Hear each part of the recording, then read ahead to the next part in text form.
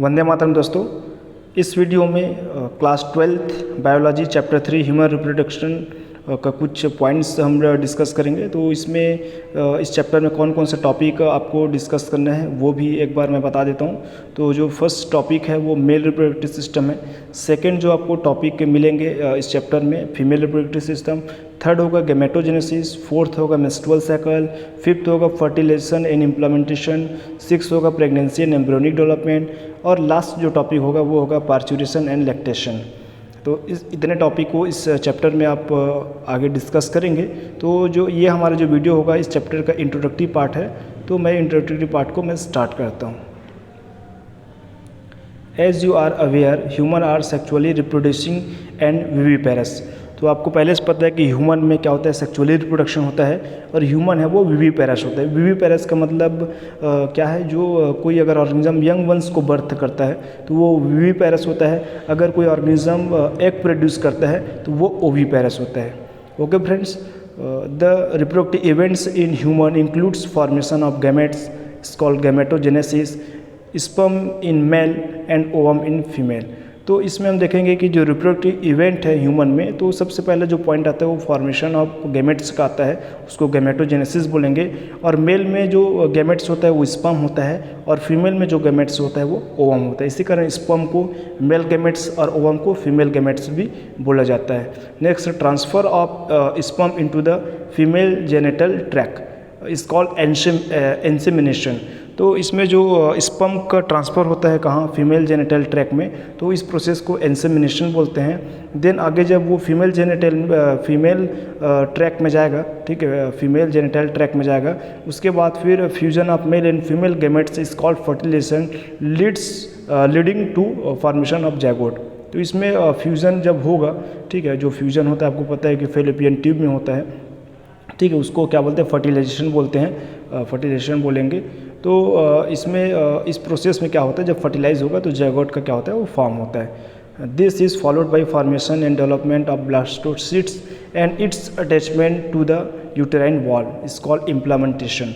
तो आगे के प्रोसेस में जाइगोट क्या होगा, वो आगे जब वो डेवलप होता है, मतलब बोल सकते हो कि वो डिवाइड होगा, ठीक है, आगे तो क्या होता है, ब्लास्टोसिट्स का उसमें फॉर्मेशन होगा, डेवलपमेंट होगा, और वो ये जो मदर वॉर्म होता है या फिर यूटेरस बोल सकते हो फीमेल का, उसमें जाके क्या होता है, अटैच हो जाता है, ठीक है, इम्प्लांट हो जाता है, इसी को इम्प्लीमेंटेशन बोलते हैं।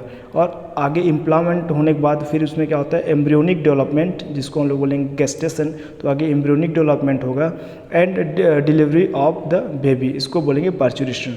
उसके बाद बेबी का क्या होता है, 9 मंथ के बाद क्या होगा, डिलीवरी होगा, ठीक है। तो वो जो बेबी डिलीवर्ड होगा उस प्रोसेस को बोल देंगे parturition. You have learn that this reproductive event occur after puberty, है ना। आपने पहले ही भी पढ़ा है कि जो जितने भी रिप्रोडक्टिव जो इवेंट्स होते हैं वो क्या होता है, आफ्टर प्यूबर्टी होते हैं। प्यूबर्टी आई थिंक आपको पता होगा कि जो प्यूबर्टी होता है वो एक एज होता है, ठीक है, अप्रॉक्स 11, 12, 13 ईयर का एज होता है, जिसमें मेल या फीमेल जो है वो मेच्योर हो जाते हैं ये सभी इवेंट्स को आगे प्रोसेस करने के लिए। There are remarkable difference between the reproductive events in the female and in male and female.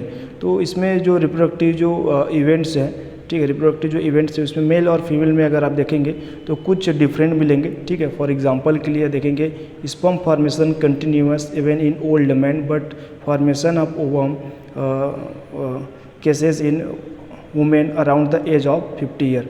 तो इसमें जो स्पर्म को जो फॉर्मेशन होता है वो ओल्ड मैन लास्ट तक होगा, ठीक है, मैन के लास्ट एज तक होता है।